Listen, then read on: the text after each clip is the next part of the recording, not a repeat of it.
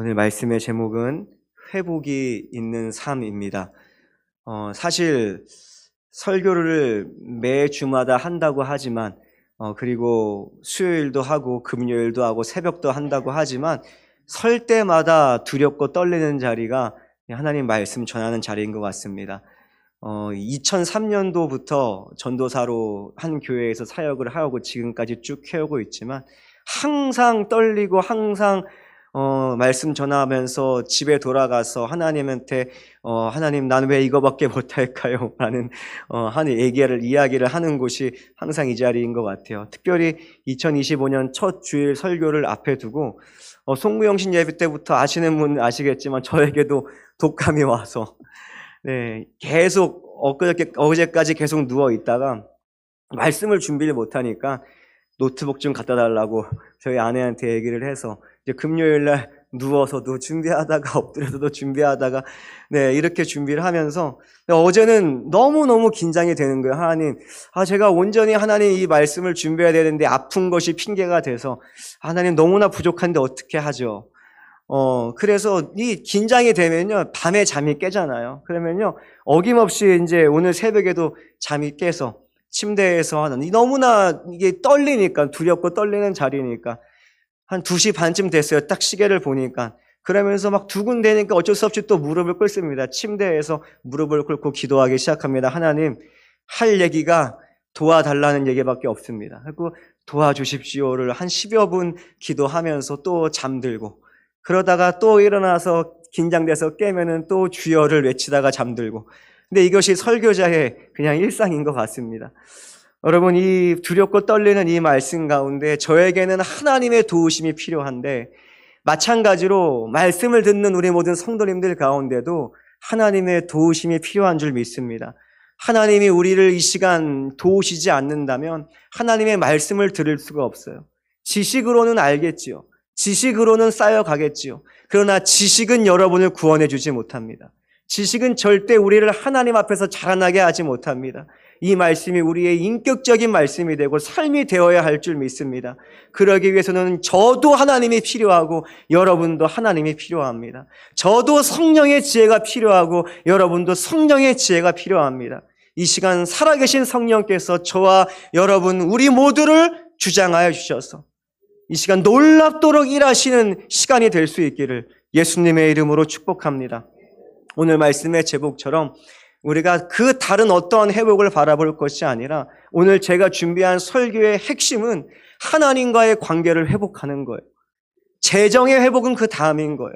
건강의 회복은 그 다음인 거예요. 가장 먼저는 하나님과의 관계가 회복되어야지 나머지 것들이 회복되는 것입니다. 우리 교회 모든 성도님들 가운데 하나님과의 관계가 온전히 회복될 수 있기를 예수님의 이름으로 축복합니다. 우리가 지난 한 해 동안 성경 1년 1독 잘 하셨습니까? 1독 하셨어요? 아멘 좀 크게 하셔야 되는데.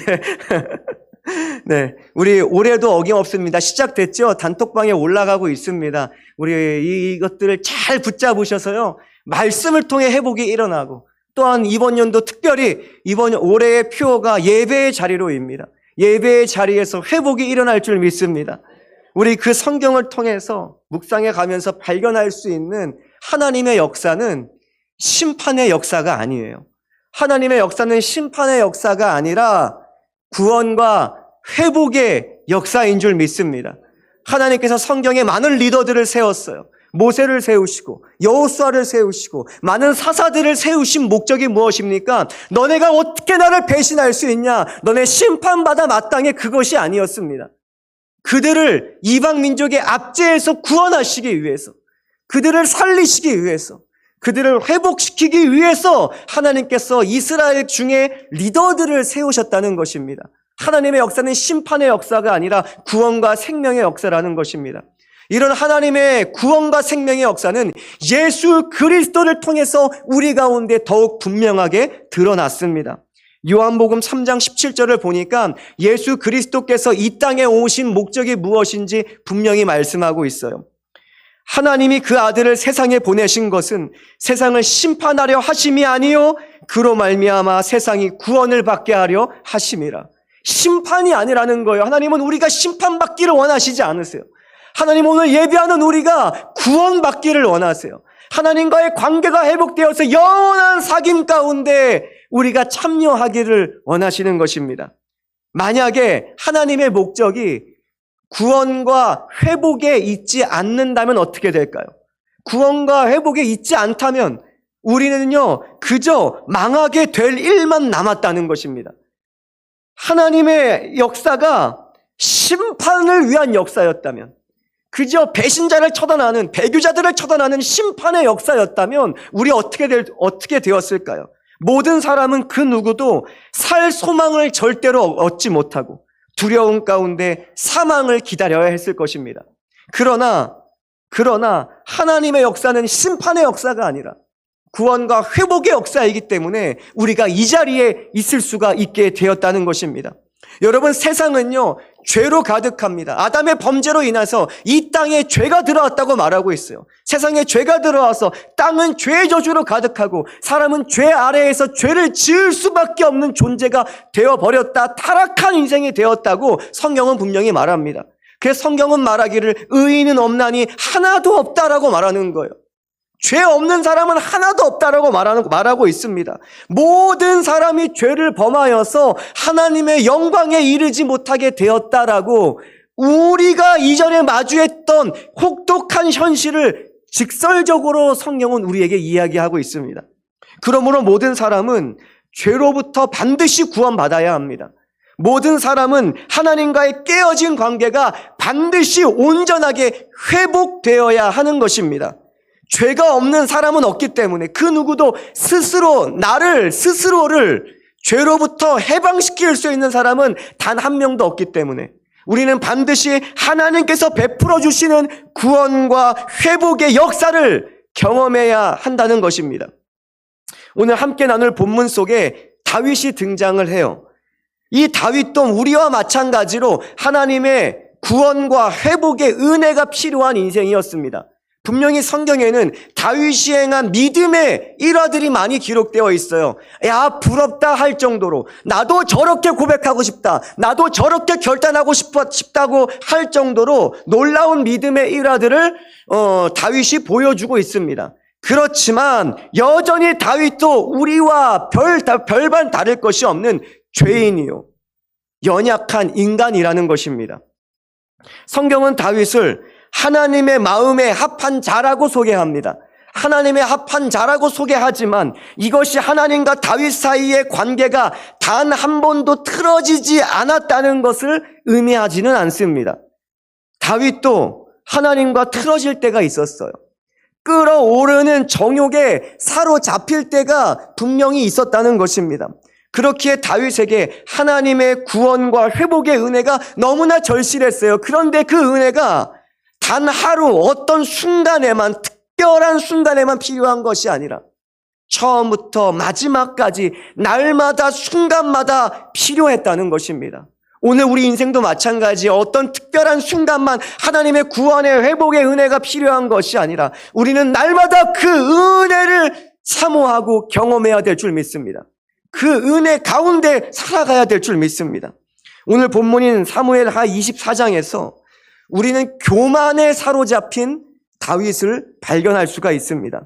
그리고 그로 인한 하나님의 징계도 발견할 수 있고 다윗의 회개도 발견할 수 있고 회개 이후에 하나님과의 관계가 회복되어지는 것까지 이 사무엘하 24장에서 모두 발견할 수 있어요. 그렇다면 과연 무엇으로 인하여 죄를 범한 다윗이 하나님과 다시 관계를 온전히 회복할 수 있었을까요? 오늘 본문을 통해서 이것에 대해서 함께 나눠보려고 합니다. 다윗이 경험한 하나님과의 관계 회복의 은혜가 우리 가운데 있을 수 있기를 예수님의 이름으로 축복합니다. 그래서 이 영적인 관계 회복을 통해서 우리 육신적 삶의 필요가 채워질 수 있기를 바랍니다. 영적인 관계 회복으로 인하여 우리 인생의 여리고 같은 모든 문제들이 함락될 수 있기를 바랍니다. 우리 영적인 관계 회복을 통해서 우리 인생에 일어나는 모든 사람 간의 관계가 회복될 수 있기를 예수님의 이름으로 축복합니다. 이 하나님과의 관계 회복이 있는 삶은 어떠한 삶인가? 첫 번째로는 하나님이 말씀으로 관여하시는 삶입니다. 여러분, 관여하다라는 말을 한 번쯤은 들어보셨을 거예요. 이 뜻은요, 어떤 일에 간섭하여서 참여하다라는 뜻을 갖고 있습니다. 계속 간섭하여서 함께 그 일을 하려고 참여하는 것을 의미하는 단어가 관여하다입니다. 하나님은 관여하시는 분이세요. 하나님은 날마다 간섭하시는 분이시고, 하나님은 우리 삶에 참여하시고 함께 하시기를 원하시는 분입니다. 그래서 하나님은 날마다 하나님의 백성에게 선한 방향을 제시해 주세요. 간섭하셔서 좋은 방향을 제시해 주세요. 그리고 너 혼자 그곳으로 가라가 아니라 내가 너와 함께 할게. 나와 함께 그곳으로 가자라고 말씀하시는 분이 우리 하나님이십니다. 그런데 만약 하나님께서 그분의 백성의 삶에 관여하시지 않는다면 어떻게 될까요? 우리의 삶은 어떻게 될까요? 하나님께서 하나님의 백성에게 간섭하지 않으시고 그래 너 마음대로 살아라 라고 말씀하신다면 어떤 결과가 우리 가운데 발생하게 될까요? 오늘 본문 속에서 우리는 하나님이 관여하시지 않는 그 백성의 삶에는 어떤 결과가 일어나는지를 우리가 분명하게 발견할 수가 있습니다. 사무엘하 24장 1절입니다. 오늘 보지는 않았지만 1절을 함께 볼게요. 여호와께서 다시 이스라엘을 향하여 진노하사 그들을 치시려고 다윗을 격동시키사 가서 이스라엘과 유다의 인구를 조사하라 하신지라.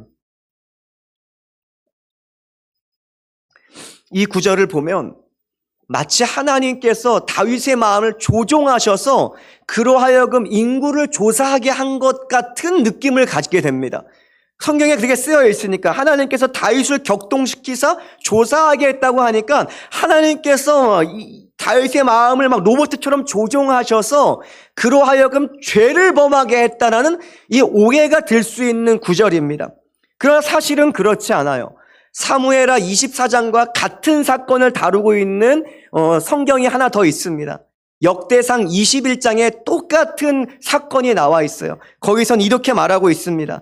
역대상 21장은요. 21장 1절입니다. 사탄이 일어나 이스라엘을 대적하고 다윗을 충동하여 이스라엘을 계수하게 하니라. 똑같은 사건, 똑같은 구절을 오늘 우리가 읽은 사무엘 하에서는 하나님이 충동하셨다. 역대상에서는 사탄이 충동하게 만들었다 이렇게 만들고 있어요. 여기서 사무엘 하에서 쓰여진 격동시키사와 역대상에서 쓰여진 충동하다는 한글은 다르지만 성경 원어로 보면 같은 단어가 사용했습니다. 그러니까 같은 단어를 사용해서 사무엘 하에서는 하나님께서 하셨다. 역대상에서는 사탄이 하셨다, 사탄이 했다라고 말하고 있어요. 대체 누가 한 걸까요? 하나님께서 하신 일일까요? 아니면 사탄이 한 일일까요? 정답은 사탄이 한 것입니다. 사탄이 다윗의 마음을 틈타 들어와서 다윗 속에 웅크리고 자리 잡고 있던 교만을 일으켜 세웠다는 것입니다. 그래서 다윗으로 하여금 자신의 능력과 업적을 자랑하고 기념하기 위해서 인구조사를 명하게 한 것입니다. 사탄이 그를 충동시켜서 다윗에게 하나님의 은혜를 망각하게 했어요. 그동안 다윗을 이끄셨던 분, 심과 지혜가 되셨던 분, 다윗에게 놀라운 은혜로 함께 하셨던 분이 하나님이신데 그거 다 잠시 잊게 만들고 자신의 영광을 생각하게 만들었다는 것입니다. 그렇다면 사무엘서에서 말하는 하나님이 다윗을 격동시키셨다는 무슨 뜻일까요? 그것은 사탄이 이 다윗을 틈타고 들어와서 그를 충동할 때, 그의 마음을 뒤흔들 때 하나님께서 가만히 내버려 두셨다는 것입니다. 그것에 관여하지 않으시고 그냥 내버려 두셨다는 것입니다. 그러니 하나님이 다윗에게 관여하시지 않자, 하나님이 그저 다윗을 내버려 두시자 언제까지나 하나님 바라기였을 것 같은 다윗은요, 순식간에 무너지게 돼 있어요. 하나님이 그 인생 가운데 간섭하시지 않자, 하나님이 그 인생 가운데 강한 손으로 붙들지 않고 손을 놓아버리자 하나님 바라기일 것만 같았던 다윗도 순식간에 타락하는 것을, 순식간에 하나님과 멀어지는 것을 우리가 분명히 볼 수 있습니다. 하나님의 간섭이 없고 참견이 사라지자 사탄의 간섭을 받고 정욕의 참견에 마음이 막 흔들리고 빼앗기 시작되는 거예요. 우리도 마찬가지예요. 하나님이 우리의 인생을 간섭하시지 않으면, 우리가 하나님의 그 참견 안에 너무 잔소리가 심해요. 하나님 나에게 말씀하지 마세요. 하나님 왜 내 인생에 이래라 저래라 하시는 거예요. 하나님의 그 간섭을, 간여를 거부하면요, 다른 존재가 우리의 삶을 간섭하기 시작합니다. 사탄이 우리를 뒤흔들기 시작해요. 마음속에 있는 정욕이 일어나서 우리의 마음과 생각을 지배하기 시작하는 것입니다. 계속 참견하기 시작하는 거예요. 근데 이것은 다윗에게만 해당되는 것이 아니라 모든 사람이 갖고 우리도 똑같은 거예요. 예수 믿어서 성도된 우리도 하나님의 간섭과 참견이 사라지면 순식간에 영적으로 무너지게 되어 있습니다. 하나님께서 영적 전쟁터 한복판에 서 있는 우리에게 관심을 가지지 않으신다면, 우리를 붙드시지 않는다면, 우리에게 참견하지 않으신다면 우리는 그저 사단의 먹이가 될 수밖에 없다는 것입니다. 사단은요, 틈 타는 존재예요. 사단은 틈을 타고 들어와서 우리 속에 내재되어 있는 정욕과 교만의 고개를 들게 한다는 것입니다. 사도 바울도 말했잖아요. 내 속에 두 가지 법이 계속해서 싸운다라고 말해요. 두 가지 법이 있다고 말해요. 우리 가운데 계속해서 말씀 때문에 잠들어 있던, 억눌려 있던 그 옛 사람의 잔재들이 하나님의 간섭과 하나님의 참견이 사라지게 되면요, 다시 고개 들기 시작하는 것입니다.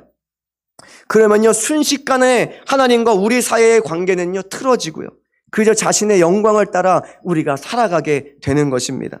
로마서 1장 24절부터 32절까지에는 하나님께서 이 마음의 정욕대로 그냥 살아가도록 내버려 두신 인생들의 결말이 나와 있습니다.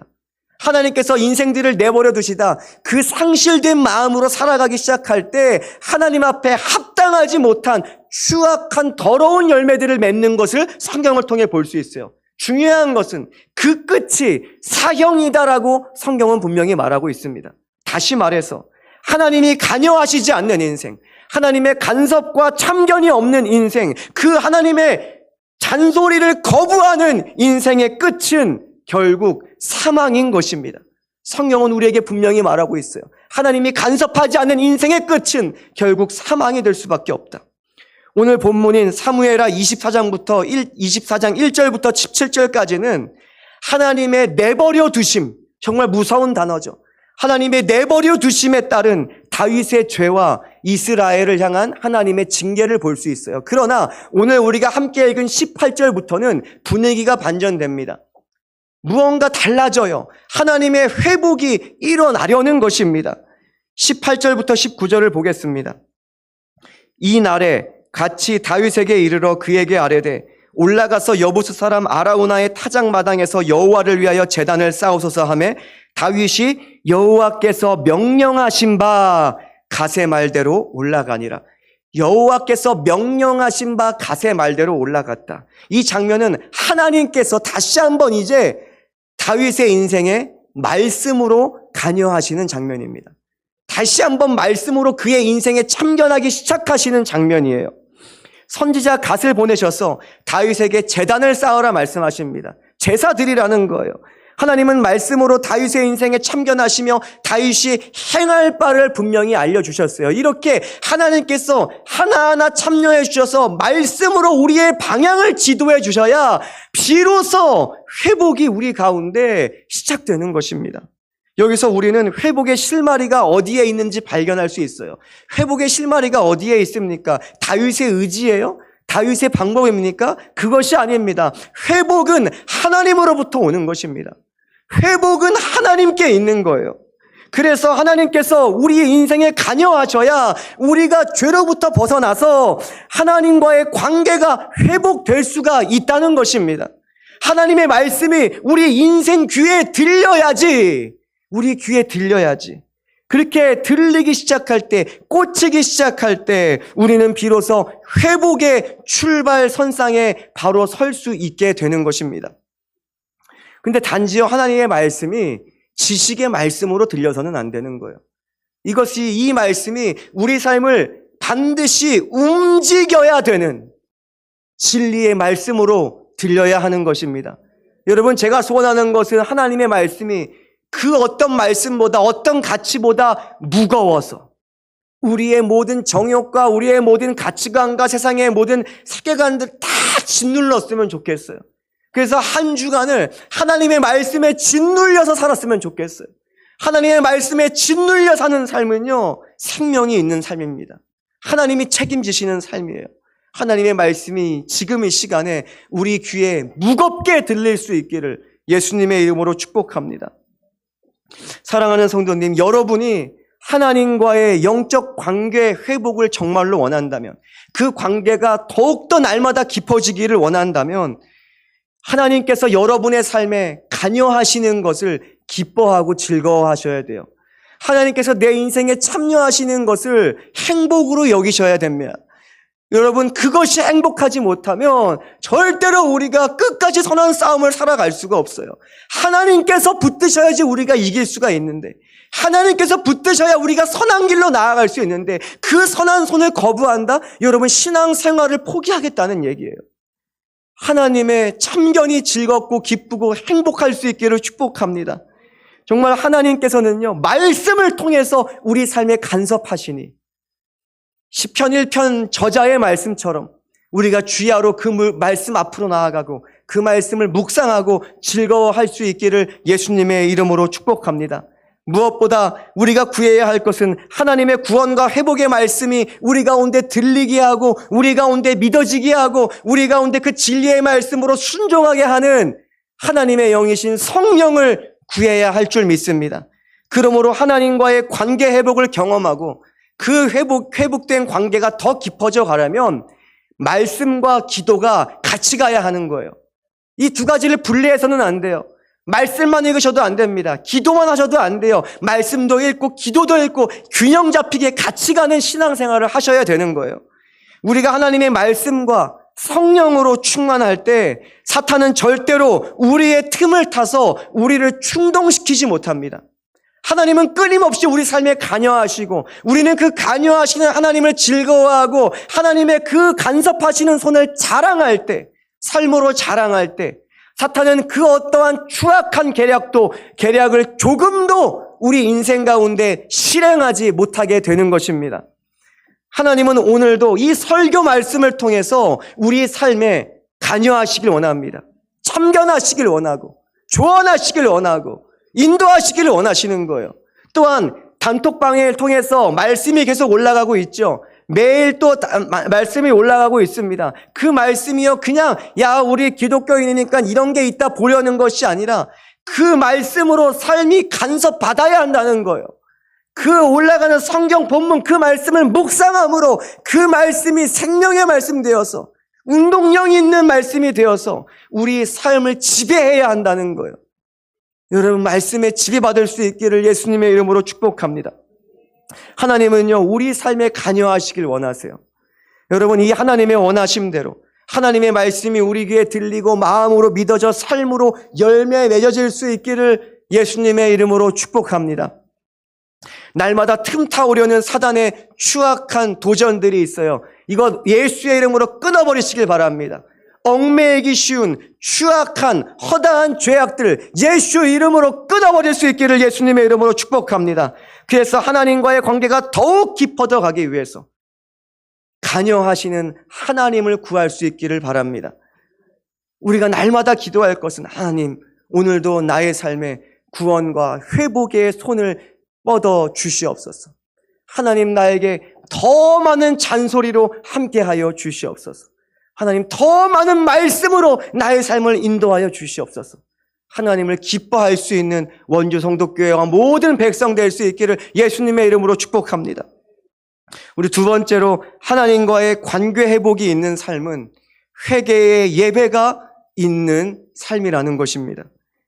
여러분, 죄로 인해서 징계를 받고 고통 중에 있는 다윗, 그 다윗에게 하나님께서 선지자를 보내셔서 제단을 쌓으라 말씀하셨습니다. 그 다윗은 순종해요. 19절부터 25절에는 하나님의 말씀에 대한 다윗의 반응이 나와 있습니다. 하나님께서 말씀하신 곳에 가서 그 땅을 값을 주고 산 후에 하나님께 제사했습니다. 25절을 볼까요? 그 곳에서 여호와를 위하여 제단을 쌓고 번제와 화목제를 드렸더니 이에 여호와께서 그 땅을 위한 기도를 들으심에 이스라엘에게 내리는 재앙이 그쳤더라. 번제와 화목제를 드렸더니 이에 여호와께서 그 땅을 위한 기도도 들으시고 재앙도 그쳤더라라고 성경은 말씀하고 있습니다. 다윗이 특별히 번제와 화목제를 드렸대요. 번제에는 어떤 기능이 있는가? 바로 속죄의 기능이 있습니다. 죄가 가리워진다는 거예요. 하나님 보시기에 그 번제를 드린 사람의 죄가 보이지 않아요. 다 가려졌기 때문에, 피로써 가려졌기 때문에.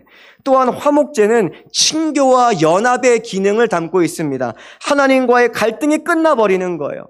그리고 다시 하나님과의 친밀한 교제와 사귐이 시작되는 기능을 담고 있는 것이 화목제였어요. 그래서 번제와 화목제를 하나님께 드렸다는 것입니다. 근데 기억해야 할 것은 다윗은 하나님과의 관계 회복을 위해 내 멋대로 하나님께 제사하지 않았어요. 그 당시에 제사 방법이 얼마나 많았는지 모릅니다. 얼마나 많은 우상들이 있었는지 몰라요. 그래서 우상마다 제사 방법이 달라요. 어떤 정말 끔찍한 제사 방법은 자기의 자녀들을 잡아서 불태우는 인신공양의 그런 우상들도 있었습니다. 그 우상에 참여할 때도 있었어요. 이 이스라엘이 악했을 때는. 정말 말도 안 되는 제사에 참여하기도 했죠. 그리고요, 그 제단 앞에 항상 창기가 있어서 성적인 관계를 맺음으로 제사하는 음란한 제사도 얼마나 많았는지 몰라요. 근데 이 다윗은요, 하나님께서 명령하신 장소에서 하나님께서 모세의 율법을 따라 명령하신 그 방법대로 하나님께 번제와 화목제를 드렸다는 거예요. 하나님께서 명령하신 대로만 모든 것을 했다는 것입니다. 철저하게 하나님이 말씀하신 방법대로 회개의 제사를 하나님께 드렸을 때 하나님께서는 그때 그 제사를 받으셨다는 거예요. 그 땅을 위한 기도를 들으셨다는 것입니다. 재앙을 그치게 하셨다는 것입니다. 이제 그 자리에 재앙의 징계의 손을 거두셨고 구원과 회복의 손을 펼쳐주시기 시작했다는 것입니다. 다윗에게 임한 하나님의 구원과 회복의 손을 오늘 우리의 인생에서, 우리의 가정에서, 우리의 일터에서 경험할 수 있기를 예수님의 이름으로 축복합니다. 우리가 그것들을 경험하려면 우리 또한 다윗과 같은 회개의 예배를 온전히 하나님께 드려야 하는 것입니다. 다윗이 오직 하나님의 말씀을 따라 하나님의 방법대로 번제와 화목제를 드렸던 것처럼 우리는 오늘 우리에게 주어진 이 성경, 하나님의 말씀에 적힌 대로, 하나님의 말씀대로, 성경대로 하나님을 온전히 예배해야 될 줄 믿습니다. 너무나 감사한 것은 오늘날 우리는 구약의 제사와 같이 그 형식과 방법 그대로 드리지 않아도 된다는 거예요. 구약과 똑같이 드리지 않아도 괜찮습니다. 예전처럼 소 한 마리 끌고 오지 않으셔도 괜찮아요. 여러분, 전 세계의 어느 교회에서 지금 예배할 때 소를 끌고 옵니까? 어디에서 비둘기 가져옵니까? 아무 데도 없습니다. 우리는요, 준비한 소를 직접 죽여 피를 보지 않아도 되는 거예요. 이제 그런 구약의 피의 제사는 완전히 끝나버렸다는 것이죠. 만약 구약의 제사와 같이 오늘날 우리가 속죄의 제사를 드려야 했다면 얼마나 힘들까요? 얼마나 힘들까요? 아마요, 이곳에서 비위상에서 들어오지도 못하고 혹은 중간에 예배하다가 도망가시는 분들도 계실 거예요. 왜냐? 끝없는 동물들의 이 울음소리를 들어야 하기 때문에, 동물들의 죽음소리를 들어야 되고 여기저기 피가 튀는 것을 봐야 되고, 구약의 제사는 그랬습니다. 항상 피로 흥건했어요. 그 피의 제사를 드려야 됐기 때문에 매번 주일 예배가 끝나면 피자국 지우고 피 비린내 빼기 위해서 매 주일마다 큰돈 들여서 청소업체 불러서 청소해야 했을 것입니다. 그러나 이제는 피가 튀는 제사를 드릴 필요가 없게 되었다는 거예요. 그 이유는 우리가 너무나 잘 알고 있어요. 예수 그리스도 때문입니다. 2000년 전 하나님의 아들 예수 그리스도께서 육신을 입고 죄 없는 사람으로 이 땅에 오셔서 스스로를 하나님과 우리 사이에, 사람 사이에 속죄 제물로, 화목 제물로 온전히 드리셨기 때문입니다. 히브리서 10장은 예수 그리스도께서 죄를 위해서 영원한 제사를 드리셨다, 한 번의 제사로 영원히 온전하게 하셨다라고 말씀하고 있습니다. 그 영원한 제사가 무엇입니까? 십자가의 제사인 것입니다. 예수 십자가의 고난과 죽음과 부활이라는 것입니다. 예수 십자가는 단순히 로마의 형벌이 아니었어요. 로마의 형벌이 아닌 거예요. 예수 십자가는 예수 그리스도께서 대제사장 되시고 또한 흠없는 제물 되셔서 온 인류를 위해 자신을 하나님께 드린 영원하고 완전한 속죄 제사요 화목 제사였다는 것입니다. 그러므로 누구든지 하나님, 내가 정말 죄인입니다. 하나님, 내가 죄인입니다. 내가 죄인임을 고백하고 예수 그리스도께서 나의 죄를 위해 십자가에 죽으시고 사흘 만에 부활하신 것을 믿으면 그 2000년 전 영원하고 완전한 제사에 참여하는 자가 된다는 것입니다. 우리는 믿음으로 그 영원한 제사에 참여할 수 있어요. 믿음으로 그 온전한 제사의 참여자가 될 수 있어요. 예수 그리스도의 십자가 복음을 믿는 자는 이제 모든 죄책감에서 해방된다는 것입니다. 모든 죄책에서 해방되고 하나님과의 영원한 사귐이 시작되는 거예요. 우리는 오늘 예수 믿는 사람들입니다. 예수 고백하는 자들이에요. 예수님께서 나의 구원자이시다. 예수님께서 나의 왕이시다. 고백하는 인생들입니다. 우리 안에 하나님이 계시고 우리 안에 하나님의 영이 계시고 우리 안에 하나님의 나라가 시작되었고 하나님의 통치가 시작되었고 지금 우리 가운데 하나님과의 교제가 시작된 것입니다. 죄로 죽었던 우리의 인생이 회복되었다는 거예요. 우리가 믿고 참여해야 하는 제사는 오직 예수 십자가밖에 없어요.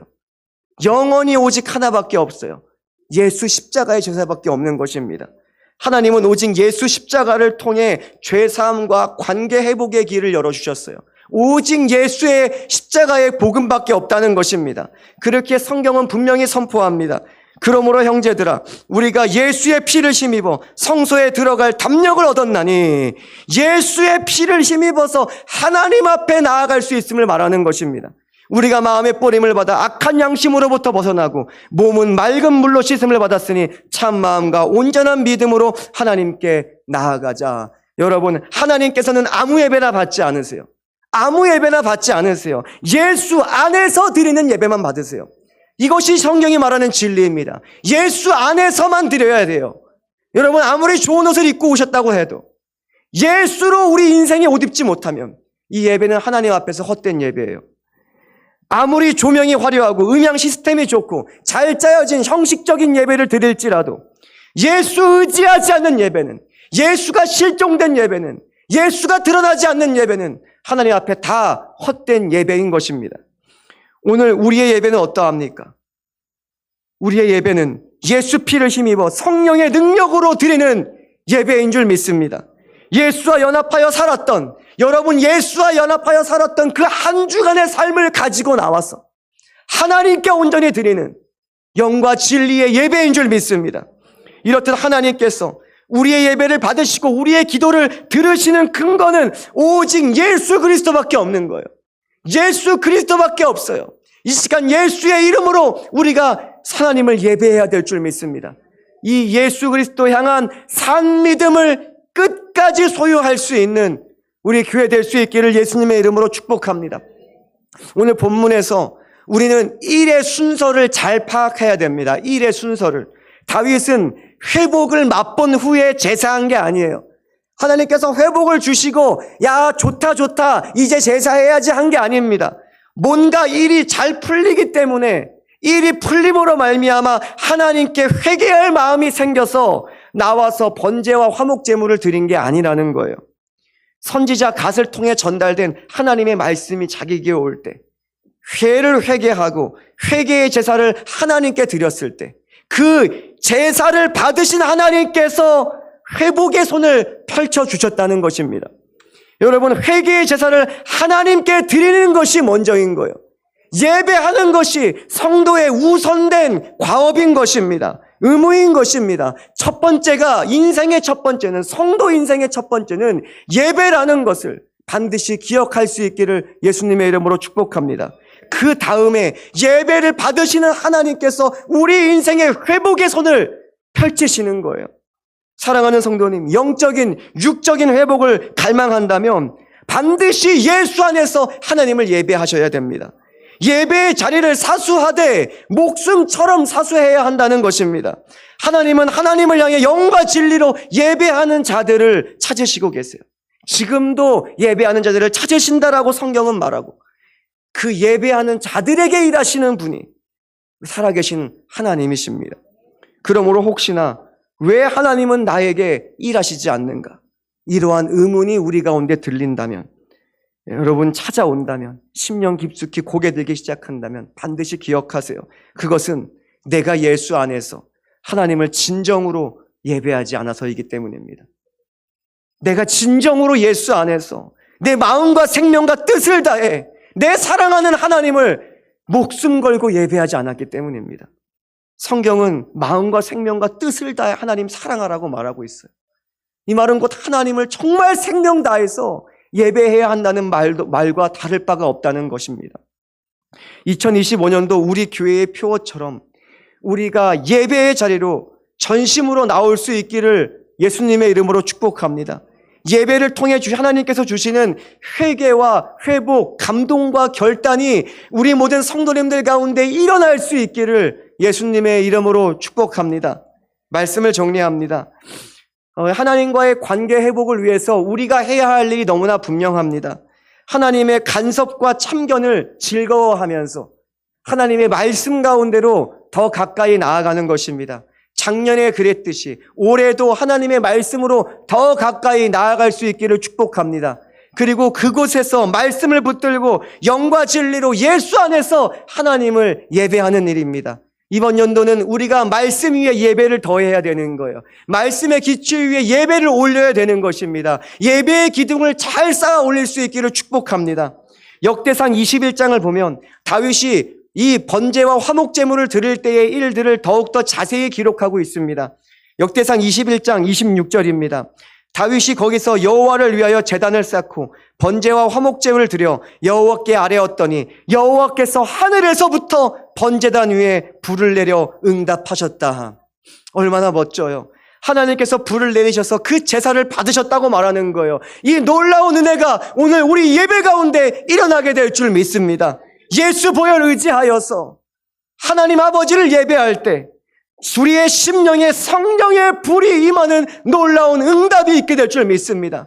예배하는 자마다 성령의 불을 경험하게 될 줄 믿습니다. 찬양하는 자마다 성령의 불을 경험하게 될 줄 믿습니다. 그리하여서 태우시는 성령의 불로 우리의 삶이 하나님 앞에서 거룩하게 탈 수 있기를 예수님의 이름으로 축복합니다. 마지막 날까지, 주님께서 다시 오실 날까지 하나님께서 우리 인생에 관여하실 수 있기를 축복합니다. 마지막 날까지 예수 안에서 하나님을 예배하는 인생이 되어서 하나님의 온갖 좋은 선물들 이 땅에서 받아 누리시고 또한 영원한 나라에서 영원히 누릴 수 있기를 예수님의 이름으로 축원합니다. 아멘.